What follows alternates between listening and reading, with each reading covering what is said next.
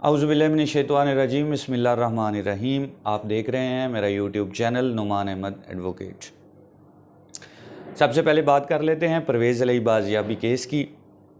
Lahore high court में कल mister justice Amjad रफ़ीक साहब ने ऑर्डर किया, सुप्रीडेंट जेल को तलब किया। कंटेम्प्ट पिटीशन फ़ाइल की थी परवेज़ अलई साहब की बीवी ने। उसमें उन्होंने सुप्रीडेंट अटक जेल को इन पर्सन तलब किया और साथ सेशन जज अटक को बैलफ मुकर्रर करते हुए ये ऑर्डर किया कि वो परवेज़ अलई साहब को अदालत में पेश करें। अब अमजद रफ़ीक साहब का रोस्टर जो है वो मुल्तान बेंच में आ गया और आज उन्होंने मुल्तान बेंच में केसेस की समाअत की, तो उनकी जगह पे मिस्टर जस्टिस मिर्ज़ा वकास रऊफ़ साहब जो हैं उन्होंने केस की समाअत की। जब केस की समाअत शुरू हुई तो डिप्टी सुप्रीडेंट अटक जेल जो है वो पेश हुआ और उसने बताया कि सुप्रीडेंट जेल जो हैं वो नहीं आ सके। जज साहब ने सवाल किया कि कोर्ट का ऑर्डर था कि वो इन पर्सन पेश होंगे, तो वो यहाँ मौजूद क्यों नहीं है। जिस पे डिप्टी सुप्रीडेंट जेल ने अदालत को बताया कि इमरान खान चेयरमैन पाकिस्तान तहरीक इंसाफ अटक जेल में कैद हैं, सिक्योरिटी रिस्क की वजह से जो है वो सुप्रीडेंट साहब पेश नहीं हो सके। जिस पे जज साहब ने बरहमी का इजहार किया और जज साहब ने कहा कि फिर तो आपको भी यहाँ मौजूद नहीं होना चाहिए था। इसके बाद जो है वो बताया गया कि परवेज़ अलई साहब जो हैं वो अटक जेल में मौजूद नहीं हैं, उन्हें जो है इस्लामाबाद पुलिस लाइन्स में मुंतकिल कर दिया गया है।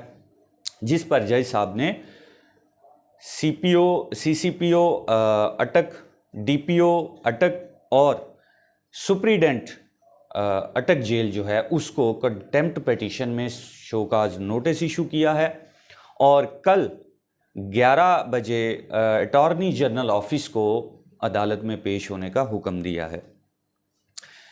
इसमें एक और पेशरफ्त भी हुई, चूँकि परवेज़ अलई साहब को लाहौर हाई कोर्ट से रिलीफ मिलने के बाद जब दोबारा गिरफ्तार किया गया तो वो 3 MPO के तहत जो है वो गिरफ्तार किया गया।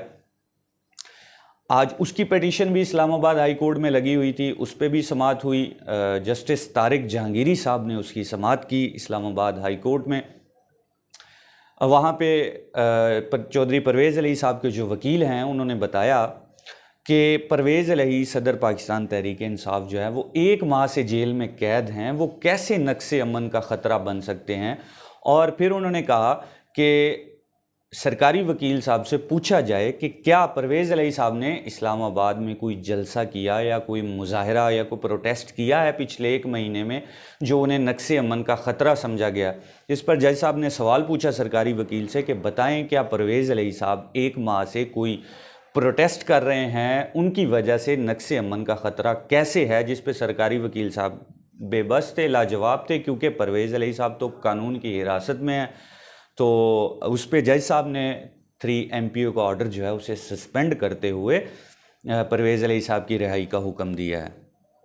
और इसमें एक और पेशरफ्त भी है कि जज साहब ने DC इस्लामाबाद को भी तलब कर लिया है। परवेज़ अलई साहब को भी इन पर्सन पेश होने का हुक्म दिया है और साथ DC इस्लामाबाद जिसने ये 3 MPO का ऑर्डर पास किया था उसे भी इन पर्सन तलब कर लिया है। अब दूसरी हम बात कर लेते हैं। आज पाकिस्तान बार काउंसिल की तरफ से ऑल पाकिस्तान लॉयर्स कन्वेंशन हुआ, ऑल पाकिस्तान वकला कन्वेंशन हुआ। उसमें 2 पेशरफ्त हुई। एक तो पाकिस्तान बार काउंसिल ने 9 सितंबर को मुकम्मल तौर पे पूरे पाकिस्तान में अदालती हड़ताल का ऐलान कर दिया है। पाकिस्तान बार काउंसिल ने वकला पे जो हमले हो रहे हैं या वकला के घरों पे जो रेड किए जा रहे हैं पुलिस की तरफ से, उसको बंद करने और वकला के लिए जो लॉयर्स प्रोटेक्शन एक्ट मंजूर किया गया था उसको लागू करने का मुतालबा किया है। इसके लिए 9 सितंबर को पूरे मुल्क में जो है वो जुडिशल हड़ताल होगी, वकला अदालतों में पेश नहीं होंगे। दूसरा, पाकिस्तान बार काउंसिल ने president of Pakistan, head of the state से ये मुतालबा किया है कि आप आइनी तौर पर इलेक्शन की तारीख दे सकते हैं और आप इलेक्शन की तारीख दें। सदर जो है वो हेड ऑफ द स्टेट होता है और उसे किसी से भी इलेक्शन कमीशन या वजारत कानून जो है उससे कंसल्ट करने की ज़रूरत नहीं है। सदर जो है वो आइनी तौर पे इख्तियार रखता है इलेक्शन की डेट देने का, लिहाजा पाकिस्तान बार काउंसिल ने प्रेसिडेंट ऑफ पाकिस्तान से ये मुतालबा किया है आल पाकिस्तान वकला कन्वेंशन में कि सदर साहब जो है वो किसी से मशवरा किए बगैर 90 रोज़ में इलेक्शन 90 रोज़ के अंदर इलेक्शन करवाने की जो है वो तारीख का ऐलान करें। तीसरा हम बात करेंगे कि इंडिया के आइन में आर्टिकल 370 में अमेंडमेंट की गई थी, सब जानते हैं।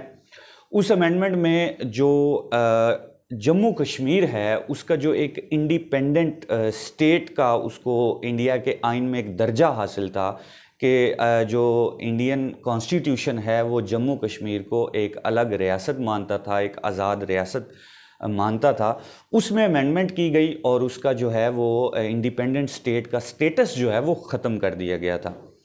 इस अमेंडमेंट के ख़िलाफ़ इंडियन सुप्रीम कोर्ट में डिफरेंट पिटिशंस फाइल हुई।